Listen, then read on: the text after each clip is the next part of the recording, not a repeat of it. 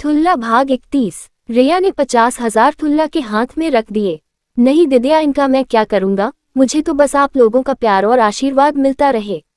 आपने जो जिंदगी दी है उसका कोई हिसाब नहीं, मैं कैसे ले लूं इनको, इससे तो 10 गुना जीजाजी ने मेरी जिंदगी को बचाने में लगा दिए। ठुल्ला रिया के कदमों में बैठ गया और आंखें नम हो आई उसकी। दिदिया, ये पैसे मुझे नहीं चाहिए, मैं ये भी नहीं कहता कि मेरी परवरिश की कीमत के तौर पर रख लीजिए। मेरी जिंदगी तो मेरे भगवान राजीव की तरफ देखते हुए मेरे जीजाजी ने बचाई है।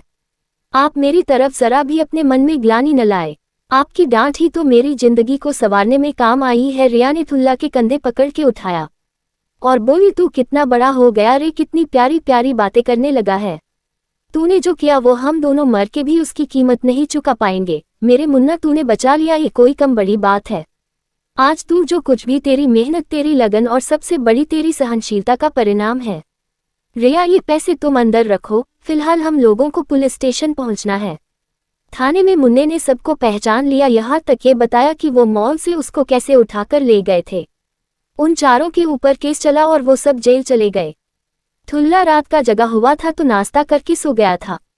अर्जुन ने जब देखा कि ठुल्ला सो रहा है तो उसके सिरहाने बैठ गया और काफी देर तक उसे देखता रहा।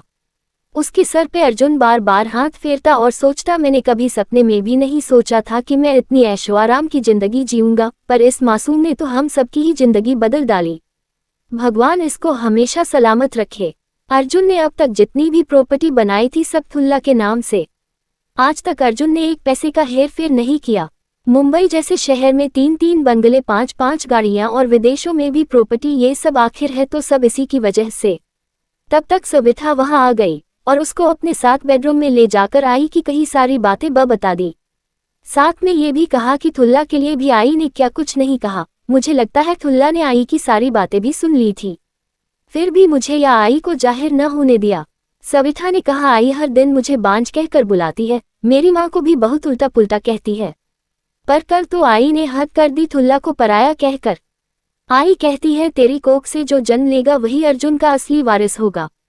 अर्जुन बोला, तुम परेशान न हो, मैं आई से बात कर लूंगा। भैयू, मुझे आपसे कुछ बात करनी है, ठुल्ला ने अर्जुन से कहा। हाँ बोल बच्चे, क्या बात है, अर्जुन ठुल्ला का हाथ पकड़ के बोला। भैयू, आपको मेरी कसम, अगर आपने मेरा कहना नहीं माना तो आप मेरा मरा हुआ मुंह देखोगे। अर्जुन ने जोरदार थप्पड़ ठुल्ला के गाल पर जड़ दिया। आज पहली बार ऐसा हुआ था कि अर्जुन ने ठुल्ला पर हाथ उठाया था। ठुल्ला अपने गाल को सहलाने लगा, तभी अर्जुन ने उसको गले लगा कर रोने लगा।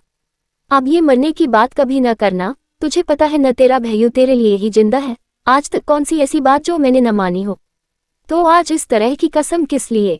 ठुल्ला ने कहा, आप भले ही आप एक और थप्पड़ मार लो, पर आपको कसम तो खानी ही पड़ेगी। ठुल्ला जिद पर अड़ गया तो अर्जुन को मजबूर होकर कसम खानी ही पड़ी। ठुल्ला सविता और आई को भी ले आया। मुझे भाई, आई को पोता और माँ को एक बेटा चाहिए, इस घर का वारिस। अर्जुन सन रह गया। आई बोली, ये ठीक कह रहा है, कब तक ये बांझ बनी रहेगी? आई, अर्जुन अपनी माँ की तरफ चीखा तो 2 कदम पीछे हट गई। सविता रोने लगी।